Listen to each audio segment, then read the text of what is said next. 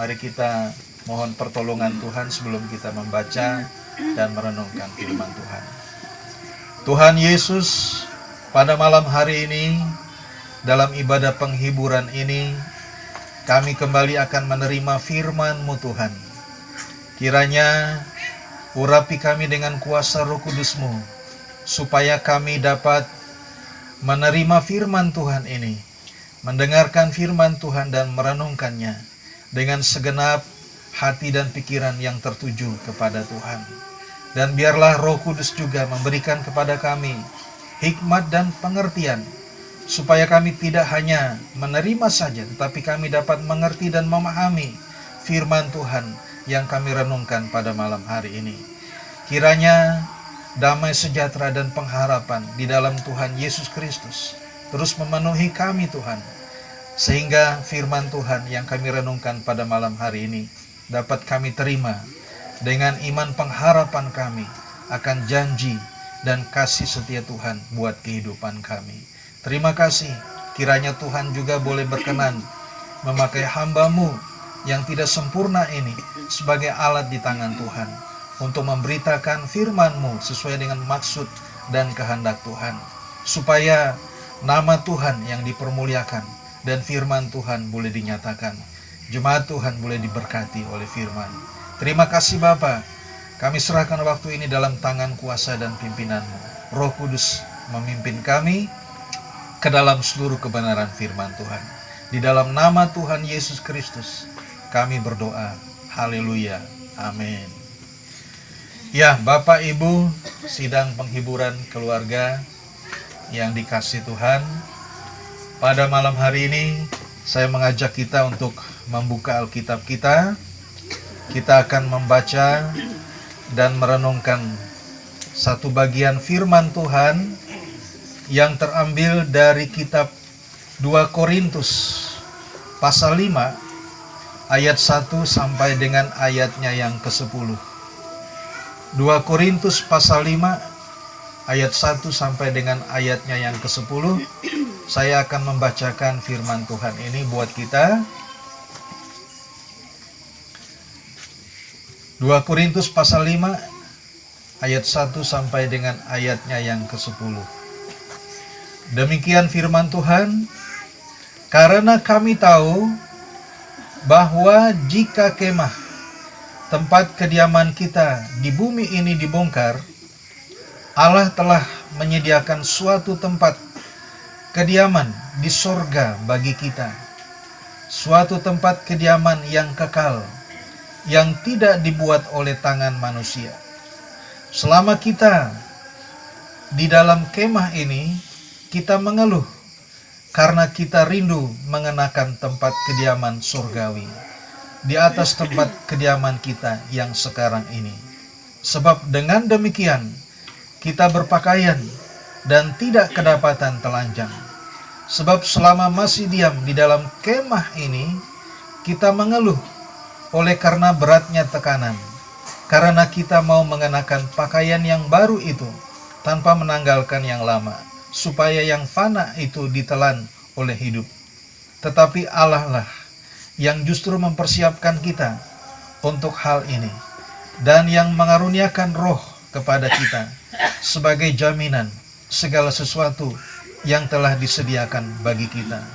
Maka oleh karena itu hati kami senantiasa tabah, meskipun kami tahu bahwa selama kami mendiami tubuh ini, kami masih jauh dari Tuhan. Sebab itu kami ini adalah hidup karena percaya, bukan karena melihat. Tetapi hati kami tabah, dan terlebih suka kami beralih dari tubuh ini untuk menetap pada Tuhan. Sebab itu kami berusaha, baik kami diam di dalam tubuh ini, maupun kami diam di luarnya, supaya kami berkenan kepadanya. Sebab kita semua harus menghadap tahta pengadilan Kristus, supaya setiap orang memperoleh apa yang patut diterimanya, sesuai dengan yang dilakukannya dalam hidupnya ini, baik ataupun jahat. Amin. Ya, Bapak Ibu, penghiburan keluarga yang dikasihi Tuhan, cepat atau lambat, kehidupan manusia pasti akan berakhir dengan kematian. Jadi sekuat apapun kita, sehebat apapun manusia itu, dan sepintar apapun dia, tidak seorang pun mampu lari dari kenyataan ini. Yaitu pada waktunya manusia akan berakhir dengan kematian. Dan inilah bukti nyata keterbatasan manusia. Artinya Bapak Ibu Saudara, segala sesuatu yang kita kerjakan dan kita miliki di dunia ini hanyalah bersifat sementara atau tidak abadi. Bagi orang percaya, sesungguhnya kematian hanyalah perpindahan tempat, Bapak Ibu Saudara. Perpindahan tempat dari dunia yang fana ke suatu tempat yang disediakan Tuhan. Nah, firman Tuhan pada malam hari ini katakan pada ayat yang pertama pembacaan kita, karena kami tahu bahwa jika kemah tempat kediaman kita di bumi ini dibongkar, Allah telah menyediakan suatu tempat kediaman di sorga bagi kita, suatu tempat kediaman yang kekal, yang tidak dibuat oleh tangan manusia. Jadi di sini firman Tuhan mengatakan kepada kita bahwa Allah menyediakan tempat kediaman yang kekal bagi setiap orang yang percaya. Karena di dunia ini kita bersifat sementara. Kehidupan kita di dunia ini bersifat fana. Tetapi firman Tuhan berkata, Allah menyediakan tempat kediaman yang kekal bagi setiap orang percaya. Nah, hal yang menarik Bapak Ibu Saudara untuk kita perhatikan bersama, Alkitab tidak mengatakan rumah di sini, tetapi Alkitab mengatakan kemah. Nah, pertanyaannya, apa perbedaannya kemah dengan rumah, Bapak Ibu Saudara? Karena firman Tuhan menggunakan kata kemah di sini. Mulai dari ayat 1 bahkan sampai dengan ayat yang keempat selalu diulang-ulang perkataan kemah. Nah, apa perbedaannya kemah dengan rumah? Nah, Bapak Ibu Saudara, kemah adalah tempat tinggal sementara karena keadaan darurat atau karena keperluan lain. Misalnya mungkin ada bencana alam, gempa bumi gitu ya, rumah pada hancur sehingga orang mendirikan kemah. Atau ada bencana banjir bandang sehingga rumah semuanya hancur sehingga orang dialihkan ke tempat yang lebih tinggi dan dibuat kemah gitu ya. Jadi sifatnya dalam keadaan darurat atau karena keperluan lain, Bapak Ibu Saudara. Misalnya ketika terjadi gempa bumi, ketika terjadi banjir bandang, di mana semua orang diungsikan ke kemah. Nah, setelah situasi normal, mereka kembali lagi ke rumah. Nah, penghiburan keluarga yang dikasih Tuhan, lewat firman Tuhan pada malam hari ini, Rasul Paulus menggambarkan kehidupan manusia sebagai suatu perjalanan. Dia gambarkan seperti itu. Berhubung ini, hidup ini adalah sebuah perjalanan, digambarkan sebagai sebuah perjalanan, maka tidak selamanya kita tinggal di dunia ini. Sebuah perjalanan itu memiliki tujuan, dan tujuan dari perjalanan kita adalah tempat kediaman, dan tempat kediaman kita adalah surga, rumah Bapa yang kekal. Nah, Bapak Ibu Saudara, selama dalam perjalanan di dunia ini, kita tinggal sementara dalam apa yang disebut oleh firman Tuhan tadi, yaitu kemah. Nah, kemah di sini menunjuk kepada tubuh manusia yang fana. Jadi kemah di sini menunjuk kepada tubuh manusia yang fana. Jadi berhubung sifatnya sementara, maka kemah ini sewaktu-waktu bisa dibongkar Kapan kemah itu dibongkar? Yaitu pada saat kita mengalami yang namanya peristiwa kematian. Nah, ketika saat itu tiba, Allah berjanji menyediakan suatu tempat kediaman yang kekal, yaitu tubuh yang mulia, tubuh kemuliaan yang di sorga. Nah, janji Allah ini, Bapak Ibu Saudara, ini bukanlah janji omong kosong. Janji Allah ini bukan hanya sekedar memberikan penghiburan kepada kita, tetapi janji Allah ini adalah sesuatu yang pasti, karena Dia memberikan Roh Kudus sebagai jaminannya. Itu yang dikatakan pada ayat yang kelima. Tetapi Allah yang justru mempersiapkan kita untuk hal itu dan yang mengaruniakan Roh kepada kita sebagai jaminan segala sesuatu yang telah disediakan bagi kita. Nah, sekarang pertanyaannya Bapak Ibu Saudara, bagaimana kita dapat mengalami janji Allah ini? Jadi dengan kata lain, siapakah yang berhak atas janji Allah ini? Nah, ini dikatakan pada ayatnya yang ke-7 dalam pembacaan kita, sebab hidup ini adalah hidup karena percaya, bukan karena melihat. Jadi siapa yang berhak untuk menerima janji Allah, yaitu kediaman yang kekal di sorga, yaitu ditawarkan kepada semua orang, tanpa terkecuali siapapun dia. Ditawarkan kepada semua orang. Tempat kediaman di sorga ini ditawarkan kepada semua orang. Jadi Tuhan tidak pandang apapun agamanya. Tuhan tidak pandang apapun dari suku bangsa manapun dia. Tuhan menawarkan tempat kediaman yang kekal ini. Karena kenapa saudara, Bapak Ibu Saudara, kematian ini berlaku bagi semua orang.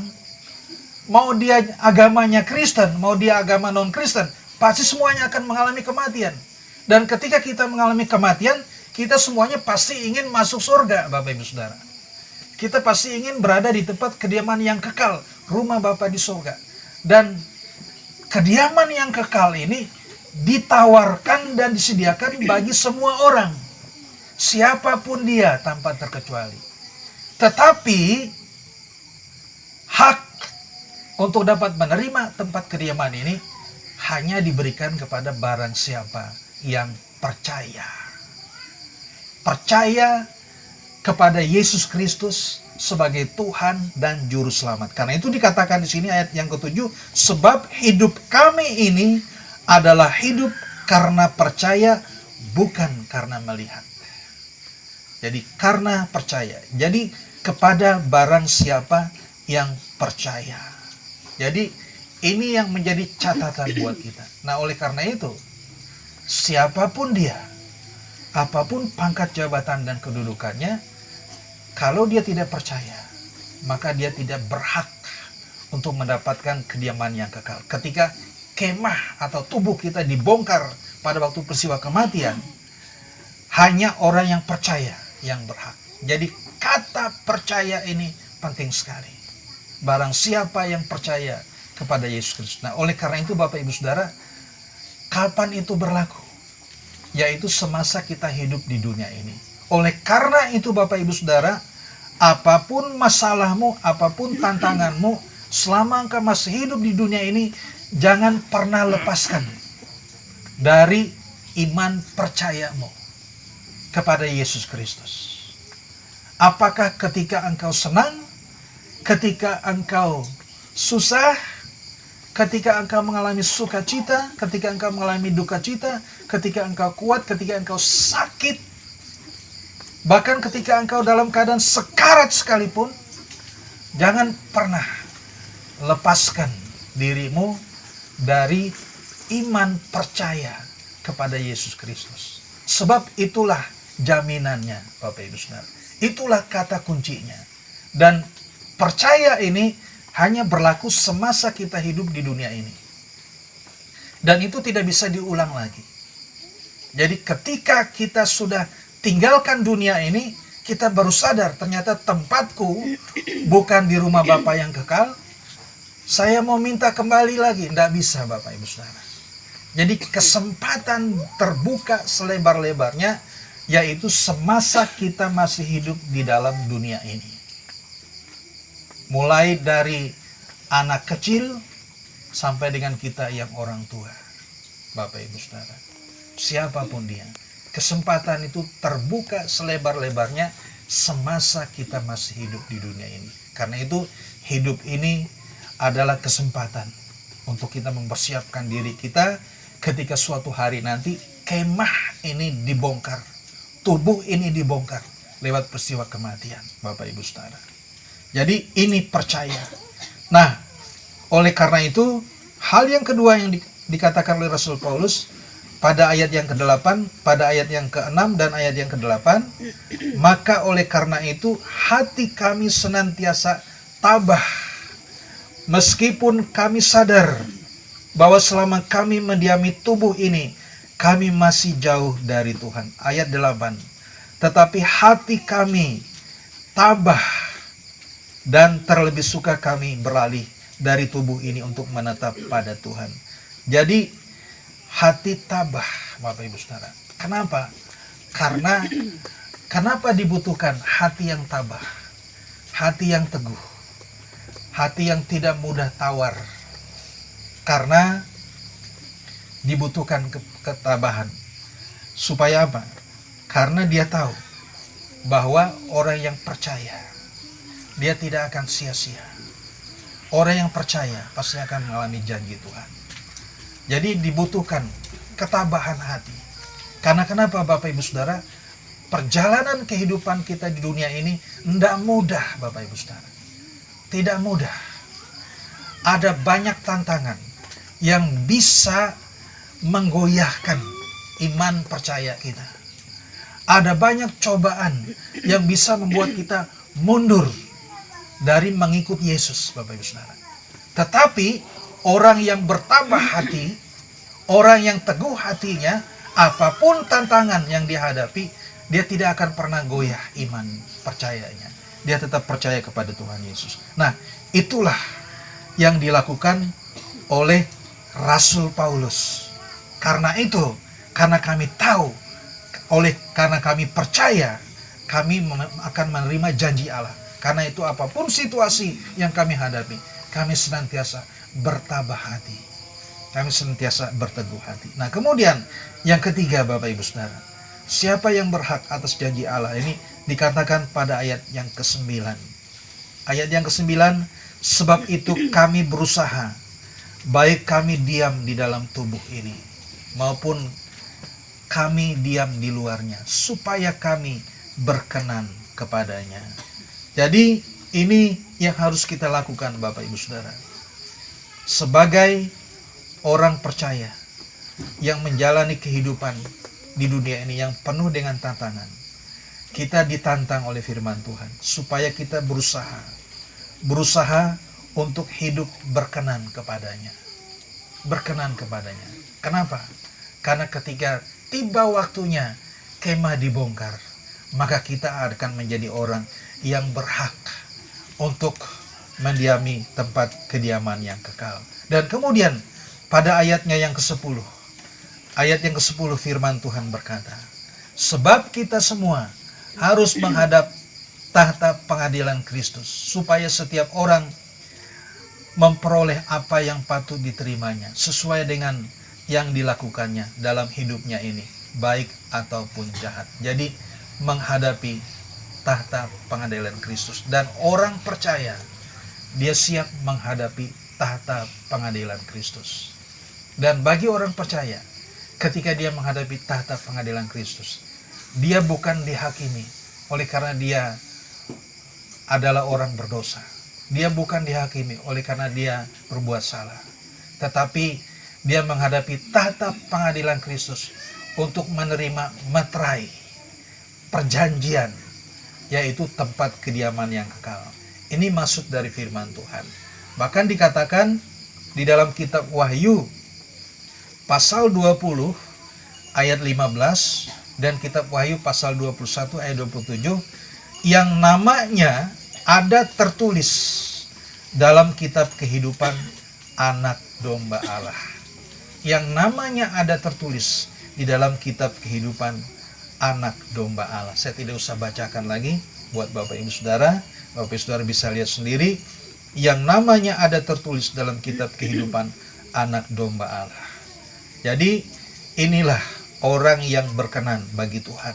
Inilah orang yang berhak. Nah, oleh karena itu Bapak Ibu Saudara, firman Tuhan, sekali lagi saya akan bacakan firman Tuhan ini, karena kami tahu bahwa jika kemah tempat kediaman kita di bumi ini dibongkar, Allah telah menyediakan suatu tempat kediaman di surga bagi kita. Siapakah kita? Yaitu orang yang percaya. Siapakah kita? Yaitu orang yang bertabah hati. Siapakah kita? Yaitu orang yang berusaha hidup berkenan kepada Tuhan Yesus Kristus. Siapakah kita? Orang yang siap menghadap tahta pengadilan Allah. Siapakah kita? Yaitu orang yang namanya ada tercatat di dalam kitab kehidupan anak domba Allah. Tuhan Yesus memberkati. Haleluya. Amin.